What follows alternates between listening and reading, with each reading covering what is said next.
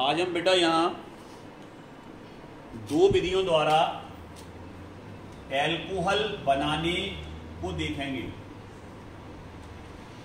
और ये दोनों ही व्यापारिक विधियां हैं।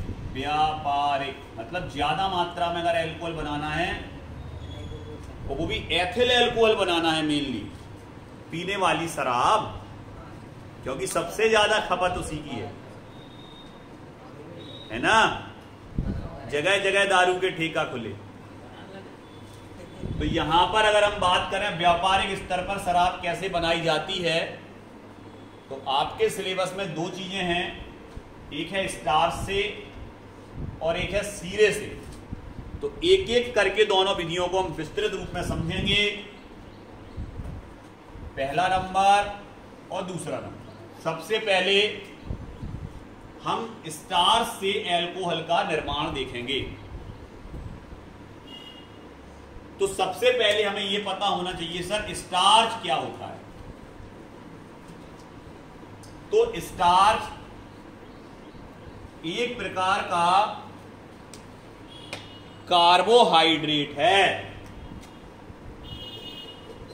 अब जो हम बताएं वो इस कोष्टक के अंदर छोटा छोटा कुछ नहीं लिख पाए तो यहां हम समझाएंगे। कार्बोहाइड्रेट है स्टार्च। किसी ने पूछा स्टार्च क्या है? कार्बोहाइड्रेट। सर इसका सूत्र क्या होता है स्टार्च का? C6H10O5 का होल N, ये स्टार्च का सूत्र होता है। कार्बन 6, हाइड्रोजन 10, ऑक्सीजन 5 और होल N। और ये N का जो मान है ये 100 से लेके 1000 तक हो सकते हैं अणु, और 100 से लेके 1000 तक इस तरह के अणु जब आपस में जुड़ेंगे तो एक बड़ा अणु बनेगा, और वो बड़ा अणु कहलाता है आपका स्टार्च, जो कि एक कार्बोहाइड्रेट है। अब हम बात करते हैं स्टार्च किन चीजों में सबसे ज्यादा देखने को मिलता है। तो स्टार्च जो देखने को मिलता है वो फल हमेशा मीठे होंगे, वो सब्जियां मीठी होंगी। जैसे आलू मीठापन होता है, शकरकंद सबने देखे होंगे, मीठा होता है। आ गया समझ में? तो स्टार्च में कुछ ना कुछ मिठास होती है, और वो मिठास इसलिए होती है कि स्टार्च दो चीजों से मिलकर बनता है, या तो ग्लूकोज या फ्रक्टोज। अब यहां पर हम बात करते हैं आलू की। तो सबसे पहले बनाने की पूरी प्रक्रिया देखें कि एथिल एल्कोहल कैसे बनता है। तो सबसे पहले आपको आलू ले लेना है। उन आलूओं को हमें अति तप्त भाप द्वारा उन्हें क्या करना है? गरम, जिससे वो पक जाएं और फट जाएं। आ गया समझ में?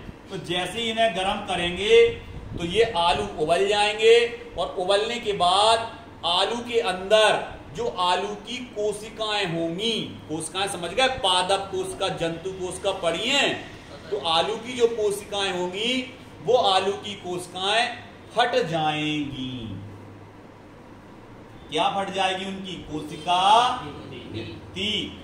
कोशिका भित्ति फट जाएगी, और जिससे स्टार्च के कण उस कोशिका में से कहां निकल आएंगे? बाहर। सर इतने तक तो कुछ दिक्कत ही नहीं है। आलू लेना है, उन्हें गरम करना है, गरम करने पर आलू की कोशिका भित्ति फट जाएगी, जिससे स्टार्च के कण बाहर आ जाएंगे। दिक्कत ही नहीं है। अब जो उबले हुए आलू हैं उसमें तुम ज्यादा से ज्यादा पानी मिला के उसका घोरा मतलब समझ गए? विलयन बनाने। लेकिन वो विलयन बनना कैसा है? मतलब स्टार्च कितना हो उसमें? 8 से 10% और 90% पानी। इतना पतला करना है इसको, इतना पतला करना है कि पानी पानी से दिखे बस। आ गया समझने? 8 से 10% केवल स्टार्च होगा उसमें। तो इस तरह जो आपने विलयन लिया, उस विलयन को बना के हमने अलग रख लिया, एक चीज तैयार। अब क्या करना है? अब लेना है माल्ट बनाना है। माल्ट क्या कैसे बनेगा सर? जौ, सब जानते, ज्वार, जवारे विवत अंधेरे में कि उजेरे में? अंधेरे। तो सबसे पहले हमें क्या लेना है? इसको कैसे इसका प्रोडक्शन करेंगे? तो एक बंद कमरा लेंगे, उस बंद कमरे में हम मिट्टी बिछाएंगे, उस कमरे के अंदर अंधेरा होगा, मिट्टी बिछाएंगे, उस पर पानी छिड़केंगे, नमी देंगे मिट्टी को, आ गया समझ में, और उस पर जवारे बो देंगे, जौ को क्या करेंगे, बो देंगे, बोएंगे उस पर, आ गया समझ में। कमरे का टेम्परेचर ठंडक में रखेंगे, ज्यादा गर्मी ना हो कमरे में, उमस ना हो, आ गया समझ, गर्मी ना हो, इसलिए उसमें ठंडक का कुछ इंतजाम कर देंगे। और जैसे ही जौ अंकुरित होगी अंधेरे कमरे में तो उसमें क्लोरोफिल नहीं बनेगा, क्योंकि क्लोरोफिल बनता है सूर्य के प्रकाश की उपस्थिति में, और जवारे पीले होते, हरे थोड़ी होते, आ गई समझ में। तो उनमें क्लोरोफिल नहीं बनेगा, और जो जवारे निकलेंगे उन जवारों को हम काट लेंगे जैसे ही वो थोड़े बड़े बड़े हुए, और उनको पीस लेंगे मिक्सी में, ग्राइंडर से उसको क्या कर देंगे, पीस देंगे, और उसको पानी में मिला के 1 बिलियन को छान लेंगे तो सफेद दूधिया रंग का 1 बिलियन निकल के आता है, जिसे हम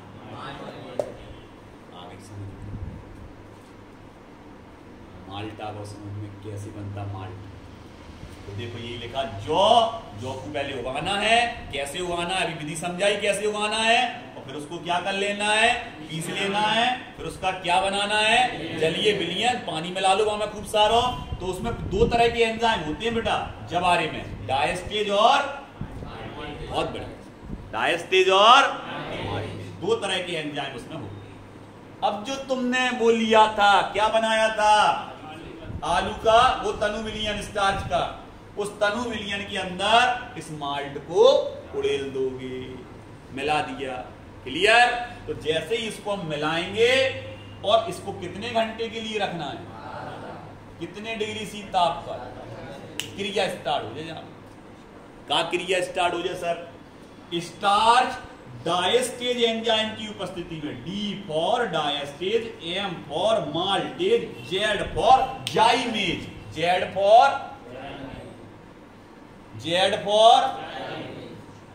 डी फॉर, एम फॉर।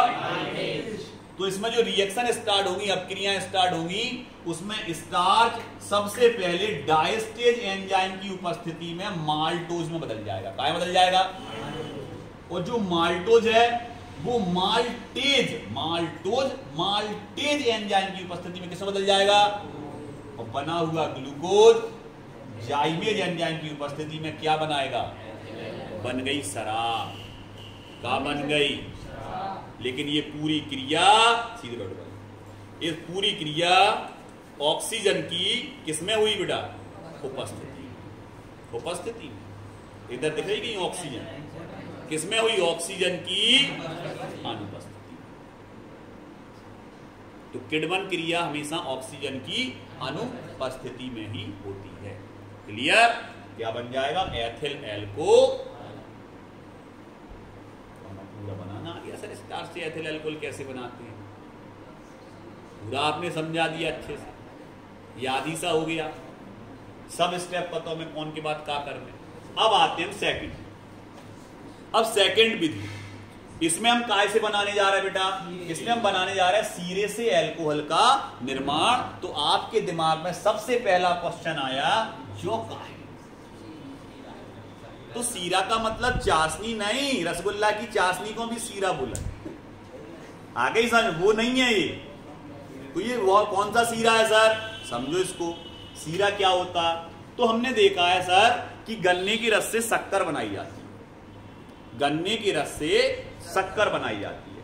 तो जब फैक्ट्रियों में गन्ने का रस जाता है, उससे शक्कर बन जाती है। तो शक्कर बनने के बाद जो अवशिष्ट पदार्थ के रूप में एक गाढ़ा चिपचिपा भूरे रंग का एक तरल पदार्थ जो बचा, जो व्यर्थ है, अब फेंक हो जाए, आगे समझ में, उसको हम सीरा कहते हैं। क्या कहते हैं, सीरा। देखो यहां लिखा है क्लियर, गन्ने के रस से क्या बना ली, तो फिर क्या बचा, सीरा कैसा होता है,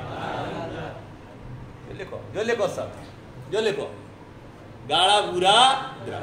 अब जो गाढ़ो है वो गाढ़े विलयन में कभी भी किण्वन की क्रिया आसानी से नहीं हो पाती, इसलिए उसको क्या करना पड़ता है, पतला। देखो यहां भी पतला किया था तुमने, तो यहां भी कितने प्रतिशत का मिला दें, अगर तुम्हारे पास 10 किलो सीरा है तो 90 किलो का मिला दो, 90 लीटर का मिला दो पानी। 10 लीटर अगर सीरा है तो 90 लीटर का मिला दो पानी, तो 10% होगा सीधो सीधो सीरा। आगे समझ में? इतना तनु करना है विलयन को, और उसमें थोड़ा सा क्या डालना है? तेजाब, तनु H2SO। क्यों? क्योंकि सर अगर उस सीरे के विलयन में अगर छोटे मोटे कोई अन्य जीवाणु हैं तो वे नष्ट हो जाएं। क्या हो जाएं? जीवाणु क्या हो जाएं? नष्ट हो जाएं। इसलिए उसमें थोड़ा सा क्या डाल दिया? तनु H2SO, और क्या मिला दिया? जल, जिससे विलयन इतना पतला हो जाए, 8 से 10%। इतना पानी मिला दो। अब क्या करने? अब कुछ नहीं करना है, उस कंटेनर में उसको भर देना है, बड़े बड़े ड्रमों में उसको भर देना है, और उसके बाद उसमें क्या डाल देना है? ईस्ट। कितना ताप रखना है? 398 से लेके ठंडक में होनी है क्रिया। रख दिया भैया। जैसे ही इसको रखोगे उसमें 2 चीजें और मिलानी है, क्योंकि अभी कुछ जीवाणु जीवित हैं जो किस में बदलेंगे उसको? कुछ किस में बदलेंगे? सीरे में क्या पाया जाता? उसको क्या बदलेंगे? तो उनके लिए कुछ भोजन दो, जिससे जीवाणु जल्दी जल्दी क्या करें? वृद्धि। जीवाणु मतलब जीवाणु नहीं, ये वृद्धि करे। कौन? ईस्ट, फफूंद।